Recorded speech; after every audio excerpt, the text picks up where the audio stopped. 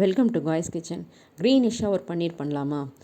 வெங்காயம், இஞ்சி, பூண்டு, ஒரு பச்சை மிளகாய் வதக்கி ஆற விட்டு அதோட புதினா, கொத்தமல்லி சேர்த்து அரைச்சி வச்சுக்கோங்க. 1 கப் தயிர் விட்டு அரைச்சிடுங்க. புளிப்புக்கு நம்ம வேறு எதுவும் சேர்க்க போகிறதில்ல. இதில் பன்னீரை வதக்கி தண்ணி விட்டு வச்சுக்கிட்டிங்கன்னா சாஃப்டாக இருக்கும். வாணலியில் எண்ணெய் விட்டு மசாலா சாமான் தாளித்து இந்த அரைச்ச விழுதியும் போட்டு ஒரு கொதி வரப்போ மஞ்சள் தூள், மிளகாத்தூள், தனியாத்தூள், ஜீரகத்தூள் போட்டு கொதிக்க விடுங்க. 1 ஸ்பூன் பெப்பர் பவுடர் போட்டுக்கோங்க, ரொம்ப நல்லாயிருக்கும். அதுக்கப்புறம் இந்த பன்னீரை தண்ணியோடையே சேர்த்து நல்லா கொதிக்க விடுங்க. அதில் உப்பு, கசூரி மேத்தி, தென் கரம் மசாலா போட்டு அதுவும் ஒரு கொதி வந்துட்டும்.